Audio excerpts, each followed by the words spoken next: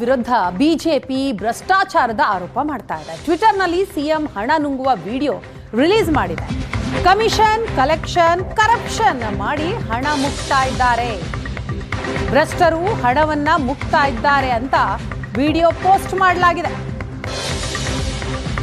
Hashtag Congress fails Karnataka ಅಂತ ಮಾಡಿ ಕಿಟಿಕಾರ್ತಾ ಇದ್ದಾರೆ. ಸಿದ್ದರಾಮಯ್ಯ ಸರ್ಕಾರದ ವಿರುದ್ಧ ಬಿಜೆಪಿಯ ಡಿಜಿಟಲ್ ವಾರ್ ಇದು. ಬಗ್ಗೆ ಡೀಟೇಲ್ಸ್ ಕೊಡ್ತಾರೆ ನಮ್ಮ ಪ್ರತಿನಿಧಿ ರವಿ ಶಿವರಾಮ್, ಇದೀಗ ನಮ್ಮ ಜೊತೆ ಸಂಪರ್ಕದಲ್ಲಿದ್ದಾರೆ. ರವಿ, ಏನಿದು ರಾಜ್ಯ ಕಾಂಗ್ರೆಸ್ ಸರ್ಕಾರದ ವಿರುದ್ಧ ಬಿಜೆಪಿಯ ಡಿಜಿಟಲ್ ವಾರ್?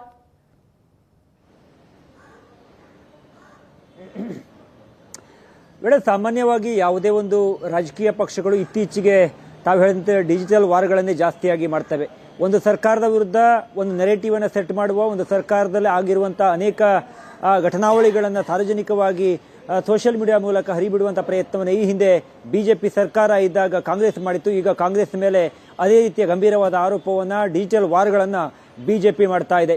ಹಿಂದೆ 40% ಆರೋಪವನ್ನು ಮಾಡಿದಾಗ ಇದೇ ಸೋಷಿಯಲ್ ಮೀಡಿಯಾವನ್ನು ಬಳಸಿಕೊಂಡು ಹೋದಲ್ಲಿ ಬಂದಲ್ಲಿ ಬಿಜೆಪಿ ಸರ್ಕಾರಕ್ಕೆ ಒಂದು ನೆರೇಟಿವ್ ಅನ್ನು ಸೆಟ್ ಮಾಡುವಲ್ಲಿ ಅವತ್ತಿನ ಕಾಂಗ್ರೆಸ್ ವಿಪಕ್ಷವಾಗಿ ಯಶಸ್ವಿಯಾಗಿತ್ತು.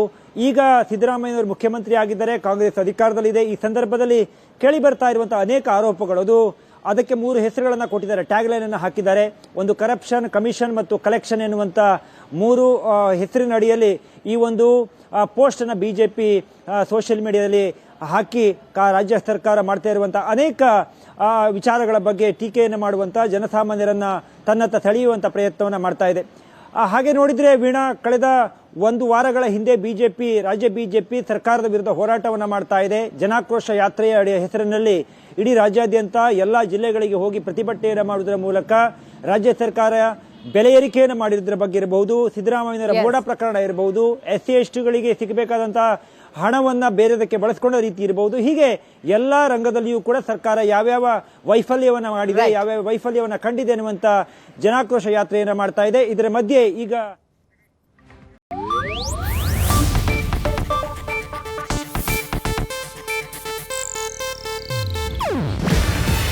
ಇದು ಏಷ್ಯಾನೆಟ್ ನ್ಯೂಸ್ ನೆಟ್ವರ್ಕ್ ಪ್ರಸ್ತುತಿ. ನೀವು ನೋಡ್ತಿದ್ದೀರಾ ಏಷ್ಯಾನೆಟ್ ಸುವರ್ಣ ನ್ಯೂಸ್.